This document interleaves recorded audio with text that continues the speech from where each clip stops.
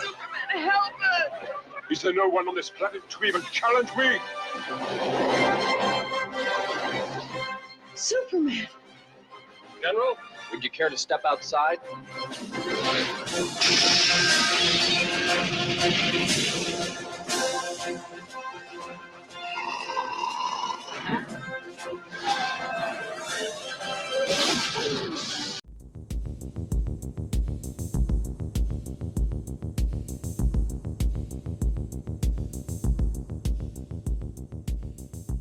Hey guys, I'm Kevin. I'm Jake. And this is Movie Matters. Today, we're talking about another blockbuster movie, Superman 2. Did you like it, Jake? Yeah, I thought it was entertaining. Okay.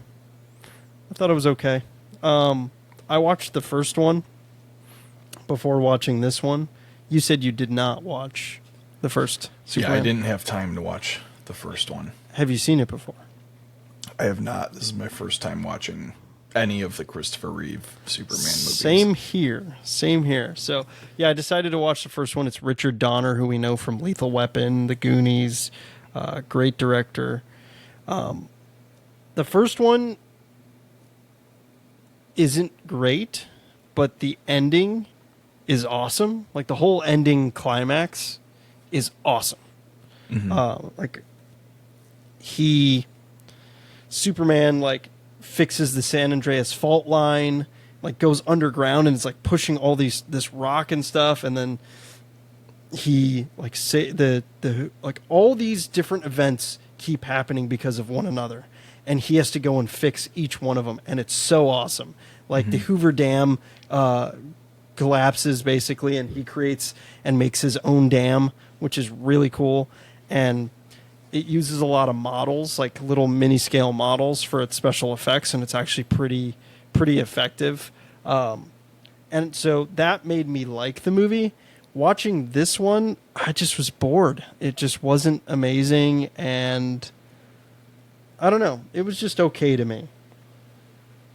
And what's funny is it says it came out in 1980 on IMDb, but it came out in 81, which is very interesting. Yeah, so I came across, because I wanted to look up some of the trivia and stuff too. I was really trying to find how comic accurate it was, which I didn't end up being able to find. But I did see that it had a really weird release schedule. Yeah. Where they decided to release it worldwide, but in each market's prime viewing season. So it came out in Australia in, I think it was December of 1980. Yeah. And then throughout 1981 in all the other markets, spaced out basically through the entire year, which was kind of interesting to me. Very interesting. There's quite a bit of trivia on this movie. But it was the third most popular movie at the U.S. box office and Canadian box office for 1981. It's the most expensive movie ever made for its time. $54 million budget. Mm-hmm. That's insane. It grossed $14 million on its opening weekend, which at that time was the biggest opening gross in history, breaking the record set by Star Trek, the motion picture in 1979. This is the second sequel in history at the time to gross over $100 million domestically after Star Wars Episode 5, The Empire Strikes Back. So funny we did this second. Again, another coincidental choice. It made $216 million worldwide, so it made a ton of money. Christopher Reeve felt that this film was the best in the franchise, which is pretty interesting. I've not seen any of the other ones, like I mentioned. There's a lot of interesting information about Christopher Reeve. I mean, you know that he was paralyzed, right? Yeah, yep. Yeah, so pretty sad. This is the first movie I've watched him in, and I knew about him being paralyzed from a horse accident. Mm-hmm. he's good in the first one. He's okay in the second one, in my opinion. And there's some interesting facts about him, and it's all kind of sad. But at the time he was paralyzed, he had been filming a horseback safety riding video, which is very ironic, very sad. Yeah. The last character he played before his riding accident was a paralyzed individual as well in the movie Above Suspicion in 1995, which released 6 days before his accident. Wow. Isn't that crazy? Yeah, that's nuts. I didn't know that either. Like, talk about coincidental and superstition, man. Mm-hmm. I also didn't know that he was roommates with none other than Robin Williams at Juilliard. That's funny. They remained close friends for the remainder of Christopher Reeve's life. Williams helped pay his medical bills during the final years of his life and dedicated his Cecil B. DeMille Award to Reeve. Pretty interesting. I had no idea. So, at the time of his death, he also regained partial movement in his fingers and toes and said he could feel a pinprick anywhere on his body, as well as differentiate between hot and cold temperatures. So he was like on his way back. He also, like, right before him having his accident, he was kind of about to go through like a crazy comeback, and he had like all these roles lined up, and obviously they all fell through with him getting paralyzed. Mm-hmm. And he died, like, I think when he was 56, and he died from like a heart surgery, I think, from what I read, which is super sad. It was like, it's a very common surgery for paralyzed individuals, but super sad. But there is another fun fact that links this movie to Star Wars. His weight trainer for the first Superman movie, which he gained like he gained like a lot of weight to play Superman. His weight trainer was David Prowse, who plays Darth Vader in the original Star Wars trilogy. That's funny. So pretty interesting. Another interesting Star Wars connection is that the set designer for The Empire Strikes Back was also working on Superman. Yes. Which I think, so Superman 1 and 2 were supposed to be filmed entirely back to back. I didn't know that. But there was conflict between Donner and the producers. Yes. So, and I know you've probably got a lot about that. I got a lot. I'll skim over that part, but basically filming stopped, and the set designer dropped dead on the set of Empire Strikes Back. Yes. So they had to like kind of scramble to find somebody in order to complete Superman 2, which is interesting. Yeah, I don't know if we mentioned that in our Star Wars episode. No, I don't think we did. Last week. But yeah, I read that too. So another crazy connection. John Barry was the set designer that died, and then Peter Merton replaced him. Pretty crazy. Yeah. He died from meningitis. Yeah. Pretty interesting. But yeah, so this movie was originally directed by Richard Donner, and there is actually a Richard Donner cut that was released in 2006, which is pretty interesting. It is interesting. Because it's, think of it like the Zack Snyder cut. It's very similar to that. But he shot 75% of the movie, Richard Donner. Mm-hmm. But he was fired by the producers. He claims he was fired by the producers because of pettiness and greed from the producers, the Salkinds. And this is pretty much what the public, as well as the cast and the crew of the movie, thinks as well. But the Salkinds have a different perspective, which is interesting. They say they offered Richard Donner the director's seat again for Superman 2, but Donner made the demand that producer Pierre Spangler be fired for him to return. Spangler reportedly fought with Donner about going over budget and going over schedule often on the set of Superman, the first one, to the point where Donner felt he could not work with him anymore. Spangler was one of the original people, along with the Salkinds, who spearheaded the project in the first place.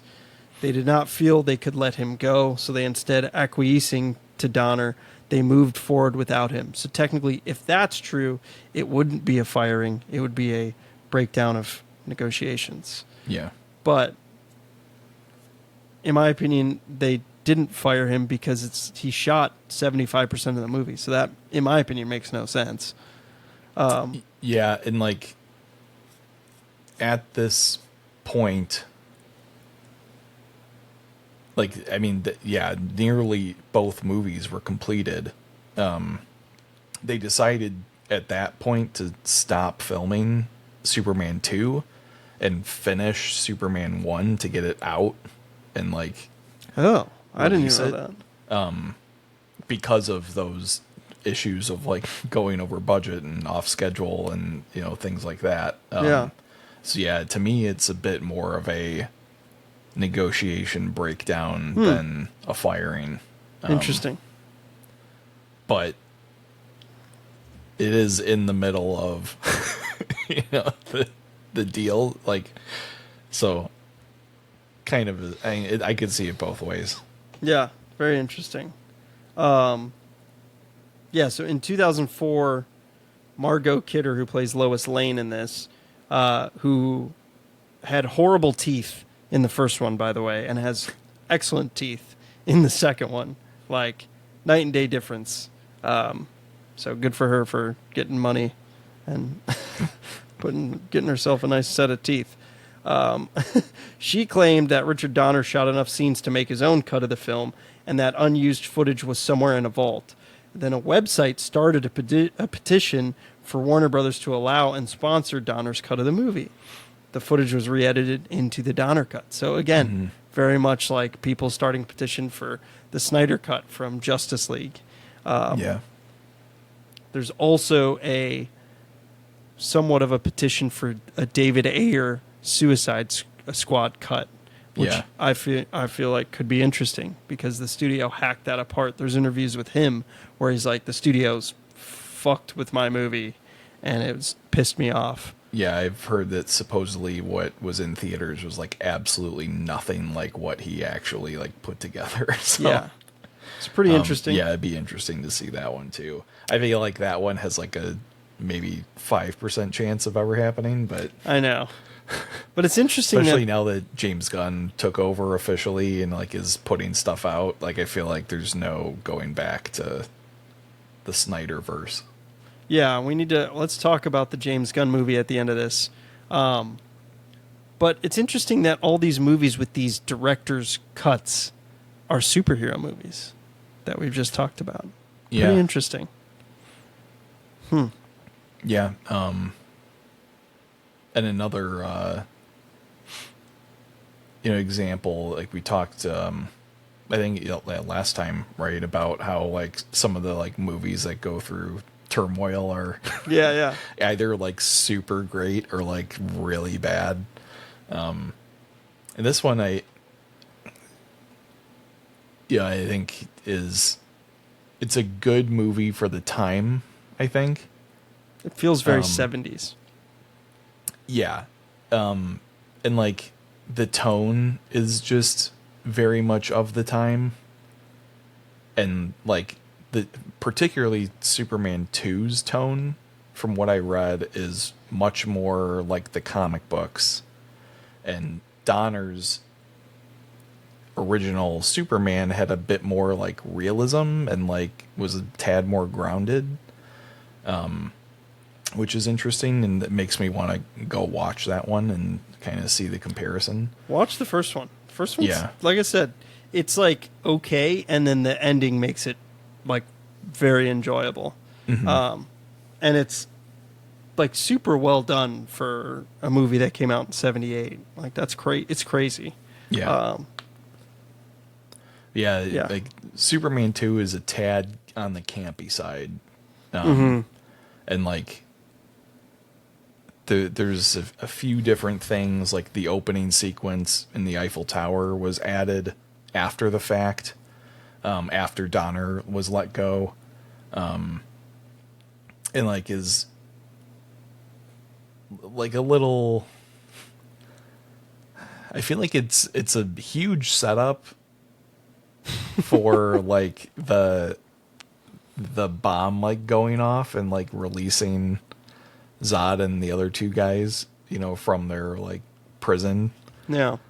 Which like they could have found like, or there probably was originally another way that they escaped, and like a nuclear bomb going off in space is a little bit of a like 70s campy way of initiating that, you know. Yeah.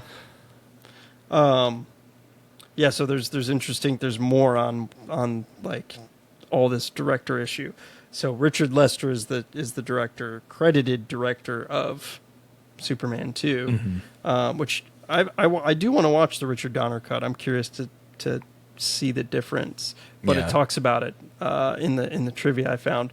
So Richard Lester had to reshoot a large volume of the film in order to gain sole director's credit, rather than just shoot the remaining 25% of Richard Donner's movie to kind of fill in the gaps. This is why there's a portion of duplicate alternate versions of certain sequences and scenes in one director's version not appearing in the script of the other version, rather than two alternate edits of one combined source of shot material. Hence why Donner and Lester cuts are radically different, yet confusingly similar. Yeah. Very interesting. So yeah, it's interesting. Yeah. I saw a quote from where'd it go? Lester and Donner were actually like kind of good friends. And Lester kind of felt bad about Donner being, you know, pushed out of the project or whatever. So he actually reached out to Donner and was like, hey, like, if you want, we can get co-credit. And Donner was basically like, I don't share credit with anyone. Yeah, he refused. Yeah. And that's why he had to go back. That's why Lester had to go back and shoot it because of, like, you know, the union, the Directors Guild rules. So, pretty interesting. I think it's funny when I asked you, I even texted you, I was like, are you going to watch the first one? You're like, no, I'm watching the second one. The second one recaps the first movie. Yeah. Which I kind of liked. It was nice. Use the opening credits for something useful, you know? Yeah, I fast forwarded through it because I was just like... Well, you just watched it, so... Yeah, I literally had just watched it, so... yeah. Oh, it was the first day of filming that the set designer died. Yeah. That's crazy. That's Yeah. right. Also, you know, the score for Superman is iconic. It's John Williams, which is crazy. Yep. And it won an Oscar. And John Williams actually decided to not participate in the sequel because of Richard Donner being fired, which is pretty cool. So Ken Thorne, another Oscar-winning composer, came in and took over the composition for it with John Williams' blessing, of course. So pretty interesting that all this firing of Donner ruffled a lot of feathers. Yeah, and like there's some like mixed reporting on who was like kind of okay with it and who wasn't. Yeah. And like I saw kind of reporting that that Christopher Reeve both was like super pissed about it and just like kind of ambivalent about it. So I don't really know what, you know, the truth is. It's probably whoever, you know, and you asked, which is in what their, you know, alliance was, you know. Yeah. So. And I apologize. John Williams did not win for Superman, but he was nominated for an Oscar. In 79? I don't know. That's a great question. That period piece that 79. Let's see. Wonder if it was Deer Hunter. Yeah, I mean, because like the Superman theme is like so iconic. Like, Oh, I obviously never having actually seen these movies, I still was like well aware that that's the Superman theme. You know, Midnight Express 1. Have you ever seen that movie? no, It's about a guy who he gets like arrested in Turkey for like smuggling drugs. Yeah, it's Turkey. And he gets thrown in prison, and it's pretty interesting. It's written by Oliver Stone. okay, It's an okay movie. It's not bad. I haven't seen it in a while, so don't ask me what it like anything else about it. But it's pretty renowned. But very interesting that it beat Superman. yeah. Every once in a while, well, a lot of the time, the Oscars kind of get it wrong. Yeah, a lot of the time.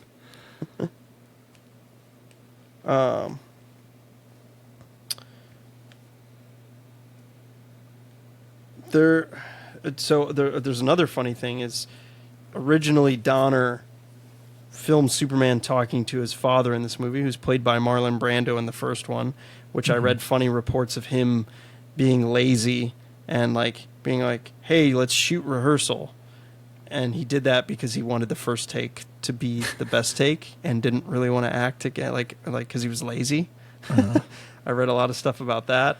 And what's funny is Marlon Brando, like I said, they had filmed a scene with him for this movie, but Brando sued and won a share of the first film's gross.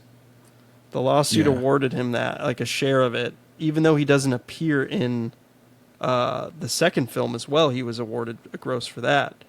And so that's pretty interesting. Yeah, I had heard that he demanded, like, because of the success of Superman 1, he demanded an absurd fee to appear in the second one. And the studio was like, no, like, that's crazy. We'll just reuse footage that we have already of you. And he was like, absolutely not. And filed that lawsuit. So the studio was like, then screw it, you're not in it. And they just totally rewrote him, out of the movie. And put his mother in. Yeah. Oh, well, technically, Jor-El's wife. Yeah. And I Superman's think, mother. if I'm remembering correctly, it was like he wanted like 3.5% of gross to appear in the second movie, which would have been for a total of maybe like 5 minutes, of screen time. And the studio was just like, no. Yeah, that's crazy. And like 3% of 216 million. Is a buttload of money. Yeah. I mean, what? That's 6 million, right? Is my math correct? Like maybe yes, like $7 million in 1980. Yeah, crazy. So getting into the movie, I think it's funny that Superman Clark Kent gets friend zoned by Lois super hard in the beginning, and that's like they play with that in the first one where it's like, oh, I don't like Clark, but I like Superman, and that's kind of a little that theme is played through here, and it just that whole glasses disguise is so stupid if you ask me. I don't know. Yeah, I mean that's the like cliche is that like how does no one recognize him, Yeah. I read I think it was an interview with either Christopher Reeve or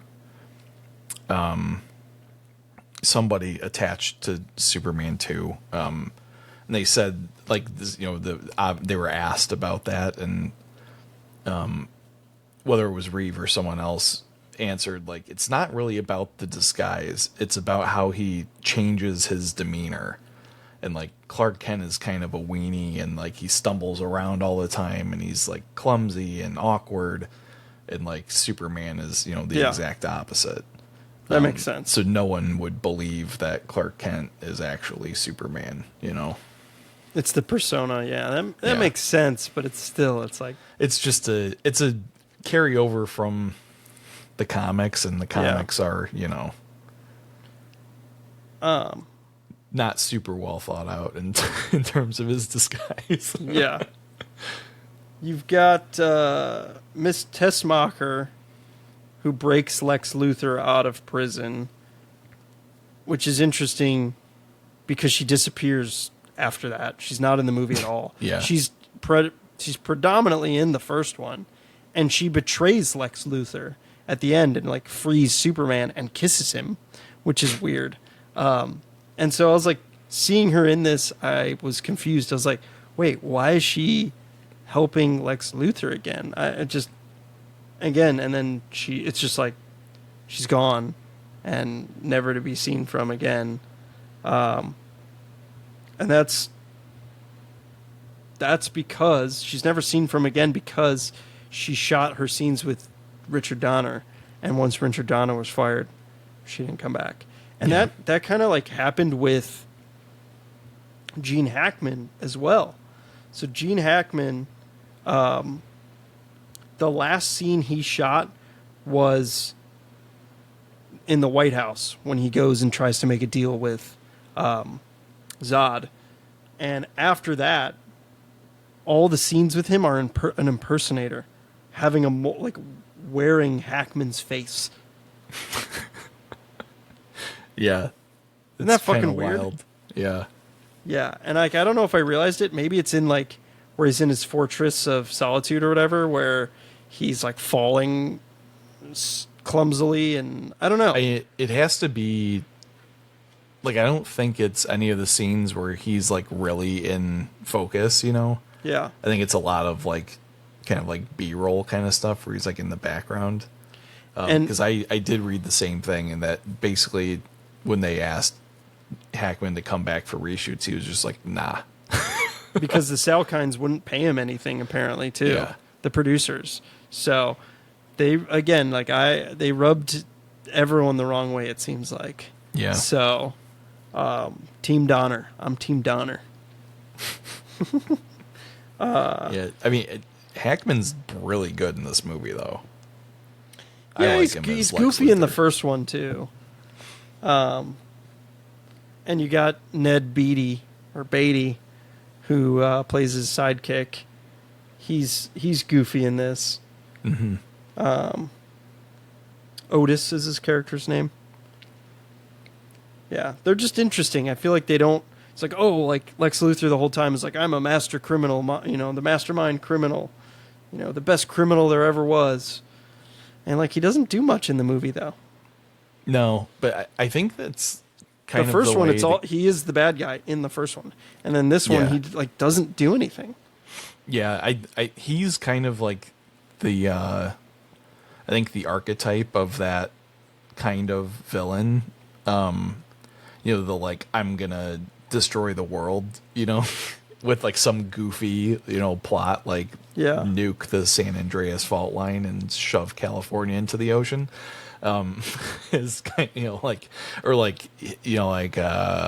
It's actually like kind of a cool idea. I think like Goldfinger is kind of modeled after Lex Luthor too. Interesting. I'm going to turn everyone into gold. Like weird, Yeah. that kind of like dumb stuff where it's like, why are you doing that? But like, I think that's kind of how he is in the comics. That makes sense then. At least up to, probably like 85 or 86.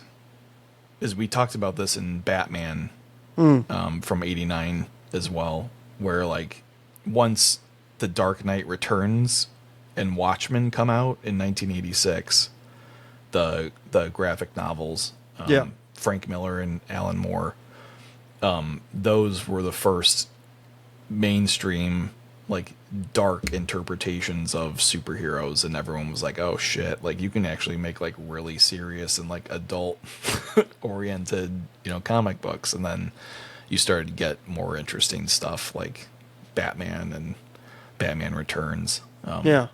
it's a little less campy and a little more like serious in tone. Yeah. I mean, the whole San Andreas fault line with him trying to like nuke it is actually kind of a cool concept, though, I think. Yeah. And then again, at the end of, spoiler alert, Superman 1, I mean, I mentioned this in the beginning, he's like underground, like flying underground, like pushing all the rocks and filling up the fault line. And it's so fucking cool. Like, it's really cool. You're just like, what? That's happening? I don't know. It's really cool. The whole Niagara Falls thing is interesting. Like, that plot point's kind of dumb, in my opinion. But it also, like, helps move along the relationship with Lois and Clark. And how she, like, takes his glasses off at the Niagara Falls and somehow notices, she's like, oh, wait, maybe you are Superman. And then, and then she realizes every time Clark's gone, there's, like, Superman's there. Yeah. And then she purposely throws herself in the river, which is kind of dumb, but also interesting. And Clark saves her because he doesn't want to admit. And it's interesting. When Superman saves the boy at Niagara Falls, a woman in the crowd of onlookers can be heard saying, "What a nice man. Of course, he's Jewish," which is very interesting. I missed that part. Me and Jenna were laughing at, he's such a nice man. Yeah. It's like some old lady that says it. Yeah. And so they say, of course, he's Jewish. So the creators of Superman, Jerry Siegel and Joe Shuster, are Jewish. And they argue, like a lot of people argue and scholars say that they created the character in 1938 as a Jewish American response to the Nazi idolization of Friedrich Nietzsche, Übermensch, which is translated into Superman. Yeah. Superman, like the thousands of Jewish refugees who were fleeing Europe at the time, was an alien from a war-torn place. It's pretty interesting. Also, his origin story bears no small resemblance to that of Moses, and his original name, Kal-El, contains El, a Hebrew name for God in Judaism. Pretty interesting. And that's also like makes me think of like Superman sometimes makes me think of Seinfeld because Jerry's like obsessed with Superman, and Jerry Seinfeld's obviously Jewish as well. So very interesting. There's a lot of like religious like symbolism in general with Superman. It's pretty interesting. Yeah. There is a cameo, and I don't know if you picked up on it, and I'll be very impressed if you did. If not, it's okay. Clifton James, the cop that stops Zod, who's the cop in the passenger seat. Does he look familiar to you at all? Did he look familiar to you at all? The bigger sheriff, right? Yes. No. He is the sheriff in Live and Let Die and The Man with the Golden Gun. Oh, He's, really? Sheriff Pepper. Do you remember him? No, I don't remember. That guy's such a goof. In like Live and Let, like in the like Louisiana part? I think so. Of Live and in and Let Man Die? with the Golden Gun, I think it's when they get in the boat chase. Yeah. Or it's right. That's I Live think and it's Let Die. That's Live and Let Die. He's Yeah. in the boat chase, and he's like in the car and like drives off into the okay. water. I think I haven't seen those movies in forever, but that's the same cop. And I was like, that's crazy. funny. So I always will like see these people in these movies, and I'll be like, I know that guy. I'm like, that's the cop from the James Bond movies, because I'm a huge fan of Roger Moore. I love like Roger Moore. Honestly, is like my favorite Bond. I know a lot of people don't like him. Live and Let Die might be my favorite classic Bond movie. Nice. It's so good. Yeah, Roger Moore is he just was like the essence of cool and like comedic at the same time. Yeah. And I like grew up watching his movies, and I liked his movies the best for some reason. And like I think it's in The Spy Who Loved Me, maybe, where he's in like Morocco, and the guy's holding on to his tie, and he like hits the guy's hand off, and the guy falls off the building, which is super dope. There's some cool, like there's such awesome like scenes, And he's also he has that the skiing scene at the opening of The Living Moonraker. Daylights. Moonraker. Or Moonraker. Living yeah, Daylights which is is, an awesome scene. No, it's A View to a Kill. It's A View to a Kill. Oh yeah, What am I thinking? you're right. Yeah, we it's need A View to a Kill. we need to watch that Yeah, we do. because that movie that movie's awesome. that was like one of my all-time favorite Bond movies, especially because Yeah. it's got Christopher Walken as the villain, Max Zorin, Yeah. which is hilarious. Silicon Valley, and they're like about to blow up the whole valley. It's fucking wild. And you got Mayday, and she's a badass. Yeah, Jaws is in it too. Yep. Yeah. No, Jaws is not in. Jaws is only in 2. I Moonraker thought and he's The in- Spy Who Loved Me. He's I'm not in A thinking View of to a Kill. Moonraker then. You are thinking of Moonraker. Yeah. Yeah. That's where he bites the cable. Yes, From. that's right. Spy Who Loved Me is where he does. No, I think it's Moonraker. No, it's Moonraker. Yeah, it's Moonraker. Again, haven't seen these movies in a while. Yeah, me either. But he bites the cable for the cable car, and that's probably what Yes, you're thinking. I'm thinking of the because- cable car. Yeah, Yes, that's I right. had a feeling because the other one's with the Golden Gate blimp. Bridge, with the blimp And hitting the bridge. Yeah, and the bridge. That's right. Yeah. We'll have to do. And what's funny is I was thinking about A View to a Kill the other day, and I was like, we got to do that on the podcast. Yeah. We 100% have to. We will. We will. Yeah, that's a funny cameo. I like seeing cameos like that. I think what I realized, and I didn't realize watching the first Superman, is when Superman and Lois are flying together, I'm like, wouldn't she be cold as fuck? Yeah. Like at that altitude and stuff. And they do that throwaway line, like where he brings her to the his like Fortress of Solitude ice home, and he's like, "Are you warm enough?" She's like, I should be cold, but I'm fine. Yeah. It's like, okay. Yeah. It's interesting that he becomes a mortal man because he gives up his like Superman stigma or like his Superman persona, if you will, for falling in love with Lois. He'd rather be a normal man and fall in love with her. Yeah. I thought that was interesting. And then he goes to this like diner in the middle of fucking nowhere in between these like 2 box cars. That was weird. And it was like a wiener, like a hot dog diner. yeah. And he gets his ass kicked like really bad by the one trucker dude.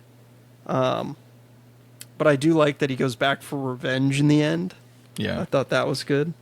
But Like, what's funny is there's a few times, if I'm remembering correctly, in like comics and like the like DC like stuff where it's noted that like Superman's actually not a good fighter because he just relies on like punching incredibly hard.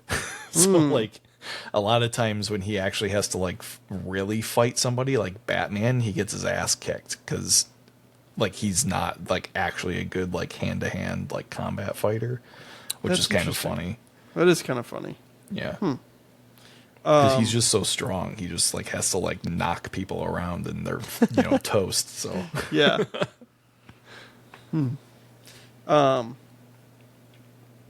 So what's funny is anti-smoking campaigners opposed this movie. Did you read anything about that? yeah. Yeah. So as the largest sponsor for the movie, the cigarette brand Marlboro, who paid $43,000 for the brand to be showed 22 times in this movie, which I didn't pick up on all 22. I'll tell you that. But Yeah, Lois the biggest one Lane, is the truck. yeah, Lois Lane is like chain smoking in this movie out of Yeah. fucking nowhere. She's like at Daily Planet, like stressed, fucking smoking a cigarette, and I'm like, Strung what out is with, like, that? Yeah, 20 cigarettes in the ashtray. yeah, pretty interesting. I read that particularly the scene with the big Marlboro truck that they like kind of get thrown through actually sparked a congressional investigation because they were like pissed that they were like trying to advertise cigarettes in basically a kids movie. Yeah, it's PG. Pretty interesting. What do you think of like the ending with him changing the red sunlight to like he does the old switcheroo, oldest trick in the book. Yeah. I thought it was okay. Like, Yeah. I'd, like it's an interesting parallel because the plot of, or the villain and like, that part of the plot in this movie is the same as Man of Steel, the Zack Snyder movie, with General Zod being, the primary villain. So yeah, it's obviously trying to stick more to the source material in 1979 or whenever they filmed this. Superman's not going to snap Zod's neck like he does in the Snyder movie. So yeah, this is like one of those like campy ways that, you get the bad guy, without actually having to like be super violent or, whatever. And like Zod's supposed to be one of his most like equal, villains. At least in terms of like raw ability. So yeah, that's, I think they did what they could with, the material. I don't know how he like handles that in comics though. Like historically. Apparently a lot of people are up in arms about like Superman killing. Oh yeah, people were super pissed about Batman killing people in Batman vs Superman and Superman killing Zod in Man of Steel. Yeah. So apparently, because I mean, technically in Superman 2, the Richard Lester cut, they fall to their death, or so it seems. In the Donner cut, they don't die. They're explicitly shown after, I believe. But pretty interesting. I mean, did you like Man of Steel? I like all of the Snyder movies. See, I know we've talked about this. I'm not a Snyder fan. I don't like him. All his movies are too much show and not enough sustenance, in my opinion. Man of Steel's okay. I love the soundtrack. The soundtrack is fucking incredible. I mean, it's Hans Zimmer, so you can't beat that. And Henry Cavill is awesome. I used to not like Cavill, and honestly, it was partly because of Man of Steel. But the movie that made me like Cavill was the Man from U.N.C.L.E. Yeah, that movie made me like love him and think he's awesome. Which, if no one has seen that movie, go see that movie or watch that movie. It's fucking awesome, and it's Guy really Ritchie, good. and I love anything Guy Ritchie does. Anything like Guy Ritchie's incredible. He's one of my favorite directors. He's in my opinion, he's underrated. Yeah, I'd say so. He deserves a bit more renown than he has. Yeah, I mean, Snatch is one of my all-time favorites. He's a like serial cult classic director. Yeah, I'd say so. Like he should be a little bit more mainstream, I think. But I agree, and he's made some. Like The Covenant was great. Did you see that? No. That was great. Wrath of Man. I think I mentioned that when you were visiting. Yeah, maybe Statham, right? Yeah, it's such a fucking awesome movie. You need to watch it if you haven't. I think it's streaming right now. It's like one of my all-time guilty pleasures. Like, it's a fucking awesome movie. Yeah. But yeah, so I mean, I like Cavill, and Man of Steel was just okay for me. The one thing I didn't like about it is there's just so much destruction in it.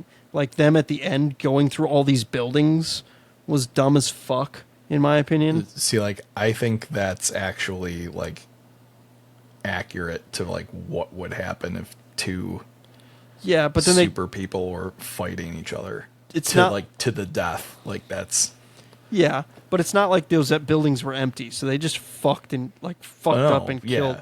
But killed, I think that's the whole point of Batman versus Superman. Superman is that Bruce Wayne's like, this guy's got to go. Yeah. Yeah. Which I didn't mind Batman versus Superman. I've only seen it once. I love it. It's so good. And I love Ben Affleck as Batman. I thought he did an awesome Affleck, job. I think, is the best Batman. Damn. He got robbed by not being able to make more movies. Yeah, I never saw Justice League. But what do you think? Don't even watch. You got to watch the Snyder Cut. Okay. But it's like 4 hours infinitely long. better. It's worth watching. It's so good. All right. Maybe. What are your thoughts on this new Superman movie coming out? Are you going to see it? Yeah, I'll see it in theaters? I'll try to. Sometimes it's hard to get to the theater with a young child. So yeah, I mean I am excited for James Gunn to like take the lead on the DC stuff. I like him. I liked all the Guardians of the Galaxy movies. Me too.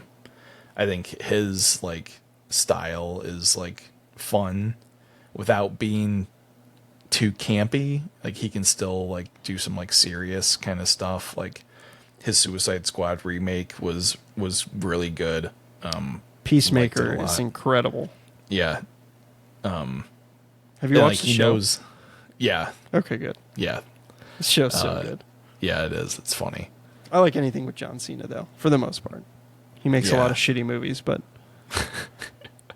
So yeah, I think like it'll be interesting. The only thing about the new one that I'm a little worried about is how many different characters are in it. I know. What it's like really gonna end up being. So yeah, that has me a little worried. Yeah. I'm superheroed out, man. I'm tired of these superhero movies. I went to the movies yesterday with my girlfriend, and it was crazy because we saw The Life of Chuck, which was a good movie. It's Mike Flanagan, who I love, and it wasn't amazing, but it was good. But it's an original movie. I mean, it's based on a Stephen King short story, so it's got some IP to it because it's Stephen King, but it's an original movie. We walked out of the theater, and I go, look at all these posters on the wall. Almost every single one of them are for a sequel or like a remake or something that has a very strong IP. Or Superman, part of an existing Jurassic franchise. Park, yeah. Ballerina. I mean, all this shit. There's like no original movies. It's fucking sick. Yeah. So it's just crazy to see that in the movie theater. It's just like sequel. And that was disappointing. So like... I don't know, man. I'm just superheroed out, and it's like the DC is just getting rebooted. So I don't know if I'm going to stick around for any of it because I just don't care anymore. See, like, I've abandoned Marvel at this point, so I'm, like, not upset that DC's, getting going again. That makes sense. But I also like DC way more than Marvel anyway, so... Yeah. Yeah, I don't know. Yeah, I don't know if I'll see it. We'll see. But I do have tickets to go see. Like I want to see Dangerous Animals this weekend, which looks good. I hope it's good. Don't know it. Yeah, it's like kind of a hidden movie. It's with Jai Courtney, and he like plays. I mentioned it to you when you were here. That, yeah. Yeah. It does seem like it could be a good movie. I hope so. It's getting decent reviews. I want to see Bring Her Back, which is a horror movie. I want to see that. That's original. Yeah, that one looks interesting too. F1, the movie, is coming out in IMAX. I've got tickets for that. I'm stoked for that. But then I'm honestly kind of stoked for the new Jurassic World. Really? Yeah. I did not like any of the Jurassic World movies. I liked the first Jurassic World. The other two sucked ass. This new one... But it's literally almost a shot-for-shot remake of Jurassic Park. It's really close. Yeah. Kind of, yeah. But more so, it's a Remember When movie. Well, that's what's so popular. Remember Jurassic Park? Remember The Scientist? Remember the T-Rex? Fair enough. It's like, okay, yeah, we get it. I know. Again, it's a sequel, rebirth, but it's Gareth Edwards, who did Rogue One, who did Godzilla, which I didn't like. He did... Yeah, I didn't care for it either. He did...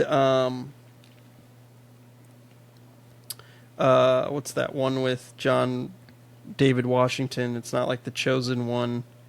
It's I forget. It's the one with the AI that I thought was going to be fucking awesome, and it was meh.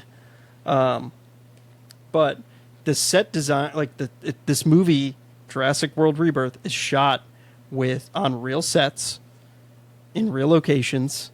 So, and it's with robot dinosaurs. I don't know. I don't know about that. I hope so. I know a lot of it's CGI. Yeah. The movie was called The Creator with John David Washington. I always forget it because it's a very forgetful movie. But and it's Michael Crichton. They went back to the source material, and like David Keup, or however pronouncing his name, who wrote the original Jurassic Park, came in as the screenwriter for this one. So there's a lot of potential, and the set pieces, like the action sets, like the action set pieces look super fun, based on the trailer. Did they bring Chris Pratt back again? No, right? It's Scarlett Johansson is the main character. So we'll see if that's any good. I know we went on a tangent about movies, but this Superman brings up Superman, which brings up IP, which brings up originality. So, it's an okay movie, Superman 2. Again, I think you should watch the first one. I think it's good for the time that it came out. Sure, I could agree. It's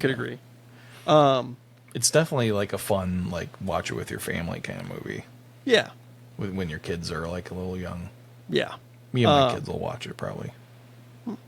Next week we've got E.T., which, have you ever seen E.T.? Yeah. Okay, good. Not E.T.'s in like 20 years, but yeah, I've seen it. Yeah, we'll get into that for sure. And in our next episode next week, 99th episode. Yeah. Coming up on 100. Buckle up for 100. Moving decades. Yep. Only by like 2 years. A couple of years. Like, yeah. So, all right, guys. Whiplash right back into the 80s. Yeah. Yeah. We'll eventually move into 90s because I want to do like Total Recall and shit. Yeah. And we should do. Yeah, there's absolute gems in the 90s. We'll have to do a month of like 90 or like 2 months or 3 months of like 90s action movies. Yeah. Like with Steven Seagal, with stupid ones like that. And Keanu Reeves, like Speed and Point Break. What's the submarine movie with Steven Seagal? Oh, it's Under Siege? Yeah. Is it submarine? I thought it was like there's a Under Siege and Under Siege 2. Yeah, Under Siege 2 Dark Territory. Or maybe it's shit. The second one, he's on a train. Yes. Yeah. We had both on Laserdisc. I actually like that one. But I've never seen them. A lot of people hate the second one. I actually like the second one. Honestly, back as a kid, I liked it better than the first one. But I was also thinking about like, what's this like best sequel name to a movie? And I was thinking Die Hard 2, Die Harder. Yeah, for sure. Like that might be the best sequel name because it's just so Die fun. Hard with a Vengeance. Yeah, it's just also funny. A good one. So Die Hard 2, Die Harder though is it's pretty the good. most like like not descriptive at all of what the movie's about. Die Harder. No, you won't just die hard. You'll die harder. Harder. All right, I think we'll end on that note. All right. A little tangent, but yeah, thanks for listening, guys, and we'll catch you with E.T. the Extraterrestrial next week. Yep, see ya.